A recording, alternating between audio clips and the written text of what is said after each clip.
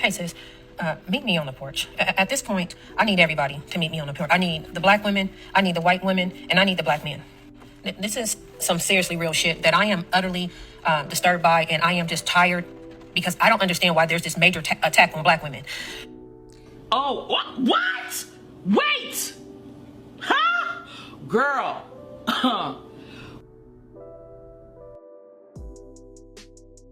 There has been a major attack on black women since day one in society in the West, if you understand history. This isn't new. There's always been some attacks that have been waged against black femininity, against black women, and I mean just really against family structures. Femininity in general, to a certain extent, has been under attack. So this isn't like surprising or new to me, but let's continue. So this video, if it goes into a part 2, not a problem. I'm about to wrap it up. I was in the barbershop today, and it was a young black male coming there. He might have been between that 22 to 24 age group. Very handsome, very, very handsome. So I believe he's might have just been coming back from college or graduating or whatever the case may be, because they were happy to see him when he came in. So he sits down, and so they're just talking, what's going on? And he's giving an update. He's graduated, he's got an engineering degree. Oh my God, I'm over there on the proudness. I'm in the background. I don't know him. I'm just kind of sitting down, listening to what he's saying. So the barber begins to get filled in on him. What's been going on? This and he says, I'm coming back. I'm getting married. So everybody, great. And I'm so on the side being so nosy and over there like a proud auntie. I don't even know this young man, right? So let me say this real quick. When black women go to college, or when black women attend college, very often they are encouraged not to settle down. Very often they are discouraged from getting married or getting into a relationship that would be long-term while they are still developing their identity, exploring themselves, finding out what they like. Like, they are very discouraged from doing that. I'm saying this from my own personal experience, and also from the personal experience of black women that I know. So what he's saying is absolutely great, phenomenal. But I'm mentioning that because very, very many black women go into college not with the exception of, hey, I can meet my husband here, or hey, this would be a great place for me to meet my husband. That's not the mindset. Oftentimes they go in with like, this is the step that I need to build my career or get myself to a certain place, and I'm not ready to settle down until my career has gotten here. I'm saying this out of personal experience. I'm saying this actually out of conversations I have literally had with black women at my own age group, even a black one right now who are in college. So I'm saying that because I'm like, I think we just need to understand culturally that's not something that is cultivated in many black women. Now, I'm sure there are still some who go and they're able to meet their husbands and find a long-term relationship and be happy. Like, that does happen. But I'm just saying, as a cultural value, that's not like a big thing. Now, on the flip side, while there are still white women who themselves also have the same mindset. I mean, I just interviewed one last week who talked about how she was very much, into feminism and like did not really believe in marriage and all that stuff when she was younger.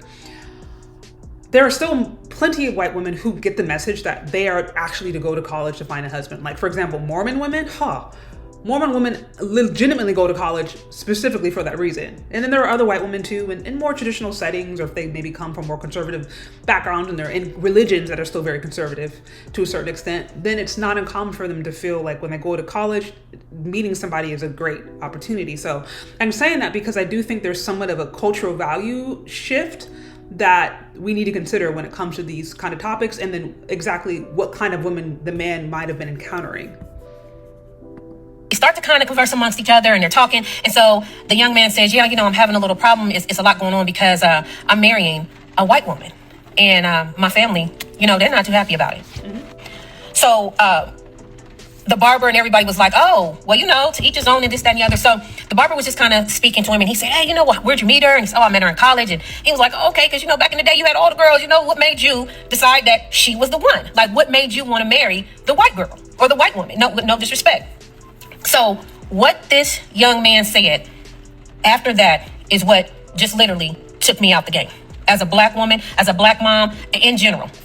So he says that, he come from, of course, the hood and had a hard knock life, just with one mom and no dad, and that same shit. Like, don't nobody I hate the fact that is such a stereotype. We hate it too. And that's traumatizing for a lot of people. Like, that's not just something to throw under the bus. Like, a man who grows up without a father, a mom who's probably struggling to try to make ends meet, and all the traumas associated with that can be traumatizing. So although it's stereotypical and it seems like a wash, rinse, repeat, like there are actual generational effects to that. And there are many people who are still struggling or have struggled from growing up in that reality and actually want something a lot completely different than what they experienced. That's the real thing. So he goes off to say that when he went to college, it was a college that was mixed, but more so of a white college. And he start, meeting up with white friends and, they introduced him to another whole world that he didn't know existed, and the young girl, she became a friend and then introduced him to their family. And when he goes over there, they're all married. The parents is married and they have a really good home and they do things together and they communicate. It's just a good energy, a good vibe. Okay, so what it sounds like, class. This is a poor black man or a man who grew up poor, who's now going into a college where there's all kinds of economic people who are coming from all kinds of different economic backgrounds. And he meets upper middle class white people who have inherently a lot more balance, stability in marriage, because marriage is still deeply connected with class and still deeply connected with wealth building. So now you have a poor black man who's experiencing all of the challenges associated with being poor and black and poor, who now goes into a multicultural environment and now is integrating and connecting with upper middle class white people. Completely, totally different experience. Class is huge. Now, there is obviously a connection between race and class, but there are also upper middle class black people who have very similar experiences to upper middle class white people as far as their day-to-day, right? Live in a stable home, go on vacations, you're not going in and out of jail, maybe going to the golf club, going to parties, you know what I mean? Having like fun times, having parties where people don't get drunk and like break out into fights. Like I've been to those parties consistently. So I'm just saying, like, there's a class of black people who that is their experience, or that is more closely related to their experience. The vacations, the marriages, the 2-parent households, the stability. There are a group of black people out there who that is their experience. And they actually, generally speaking, don't want anything to do with the lower class black folks. They want, and if they grew up around lower class black folks, if they grew up around that, but then were able to somehow transcend into a more upper middle class lifestyle that is more stable, 9 times out of 10, they are trying to keep far away as possible because that lifestyle they grew up in is trauma. I'm saying that because many of y'all who follow me, that's you. I've had people in the comment section tell me I grew up in the hood or I grew up like that and I don't want nothing to do with it. Like those folks just don't want to change. They want to stay in their struggle. So I'm just saying, like, what he's talking about is class. Class is a predominant thing. Now it's interesting that he didn't mention. It's interesting that it wasn't black people or black women who introduced him to this lifestyle. Yeah, it's interesting that it was white people who did. And that begs me to question, were there not a lot of black people there? Or were many of the black people there themselves, they didn't come from that stable background, which unfortunately, we know that it's still a lot less common to see a married couple who is successful in America who has built that kind of legacy. It's more likely to find white people who have that experience. But let's continue.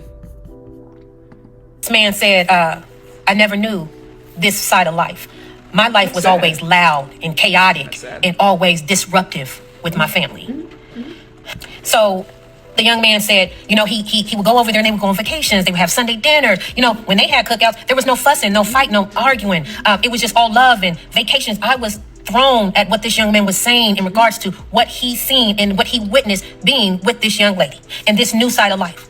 And so he said that, when he seen it, he started thinking about all of the chaos that his life was. It was always baby mama drama and fussing and fighting, and they'll get together as a family and it'll be a fight, and the drunk uncles, the drunk mamas, he was like, my aunt and uncles, they all on welfare and always scheming and always fussing and fighting, cussing, trying to hook up with this dude and that dude. And it's just all these black women, just all that seemed like that's all I was raised up under. That's all I seen. That's all I know. And then I get to the white woman and it's different.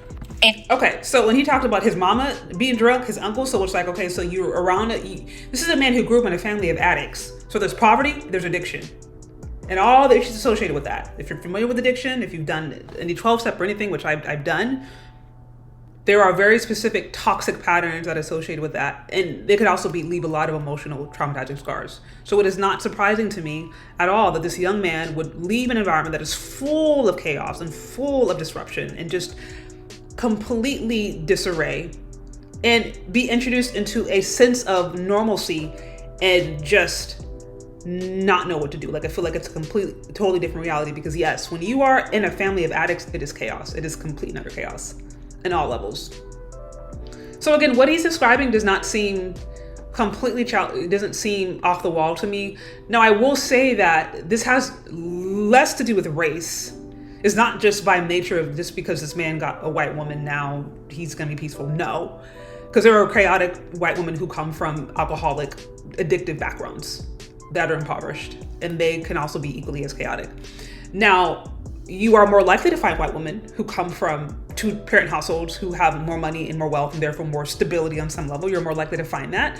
And there's many reasons for it. But I wouldn't go as far as to say that because a black man gets with a white woman, he's going to be more peaceful. There's not always a direct correlation. There's a lot of factors to consider. And what he said after this is what really broke me. He said, you know, it's like when I came home the last time. He said, and I was in my family's event. It was nothing but chaos. He said the women, they in house shoes and bonnets, you know, they ghetto acting. He said, and I love them, but I don't love it. Yeah, because addiction is that's traumatizing.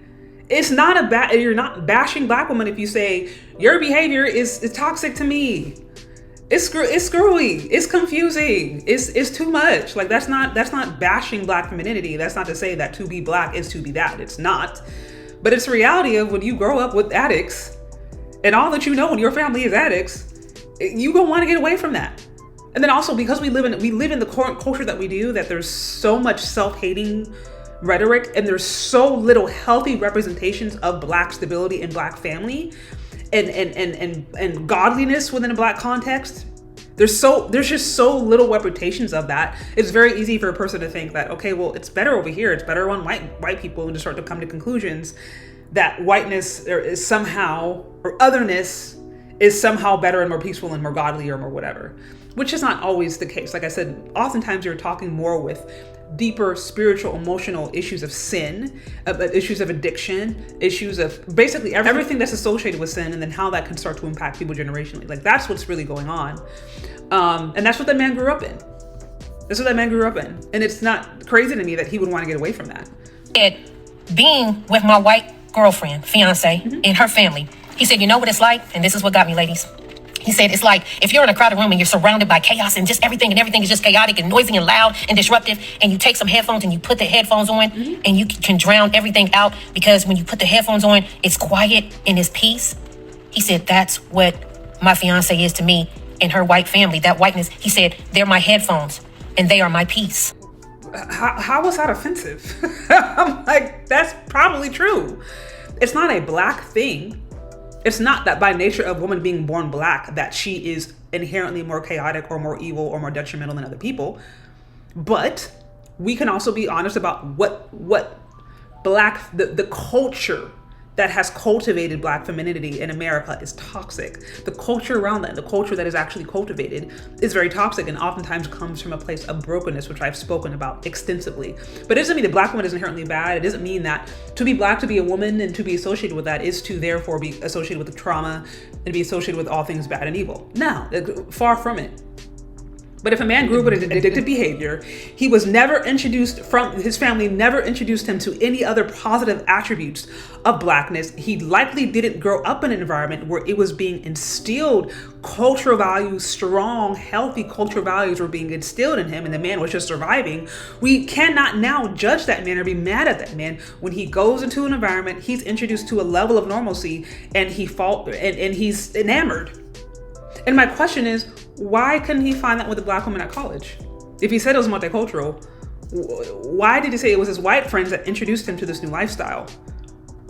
If, as black women, there is a concern that these men are just leading, and notice he didn't say, he didn't say, it's because she's prettier, the white woman, she has better hair or skin, I love her blue eyes, or, just her, I want light-skinned babies. Like, he didn't say that. He didn't mention anything about her whiteness itself being inherently better, as much as he mentioned the experiences that he had.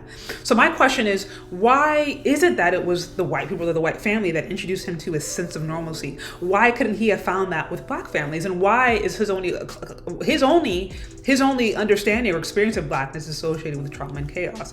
That actually is the case for many black people, which is why there's some self-hating going on, because their perception of blackness is chaos, is all of the issues associated with lower economic struggles, addiction, sin, right? Generational curses, generational rebellion, generational toxicity. And that's when they think of blackness, they see it through that lens, and they want nothing to do with it. And what I'm saying is that it's not blackness itself that produces that. It's the unaddressed sin, it's the behavior, it's the addictions, it's all of that that is unaddressed that can perpetuate itself in a person's family, in a bloodline. This can be the same thing for white people. Like I said, I know white people today, actually my friends who came from highly dramatic and highly toxic scenarios, many of them who themselves are poor or grew up poor. So there's a connection between poverty. But if black women want black men to choose them primarily, and if black women feel as if black men should be loyal to them, my question is, have we made it an environment in which they actually feel welcomed and loved? Or is this expectation that, well, you need your mama black? Because if the expectation is that, well, your mama black, and the mama was chaotic and confusing and an addict, then that's not a good sell. A man who grew up loving his mom but knows that his mom was crazy, was walking around in bonnets and walking around with those little fuzzy slippers.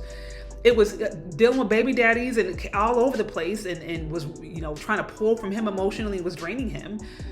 That man is not going to be moved by, well, your mama black. That your mama black may actually encourage him to get somebody who's not like his mama. So I think ladies have to realize that, like, the issue isn't necessarily that a woman is black, it's not that black men hate, it's not that many of these black men hate blackness in and of itself. That is to say, they hate a black woman's hair, her skin, her body type. Actually, a lot of black men prefer that stuff. They love a beautiful dark-skinned girl. They prefer melanin. They love women with their natural hair. They love black female bodies when it's healthy and taken care of. They like that stuff. The issue is a culture cultivated that is there a culture that cultivates healthy dynamics between black men and black women, and that has not been there for quite some time. And I think an inability to acknowledge that is what creates this confusion. It's not an attack against black women. It's not an attack against who black women are or have the capacity to be, but it's an acknowledgement in the ways in which the culture has not been cultivated, and black women have not been cultivated to be wives. Black women have not been cultivated to even value that, because so many of us believed and thought and actually saw and were trained that we had to do it by ourselves. And I think there's opportunity to change that, but there has to first be a willingness to acknowledge that, and not assume that it's just self-hating black men who hate their mama, and understand that there's a lot more that comes into this, and we can be honest about that. Anyways, that's what I have, guys. What do you think? Let me know down in the comment section. Thank you so much for listening if you've gotten this far, and we'll talk later. Bye.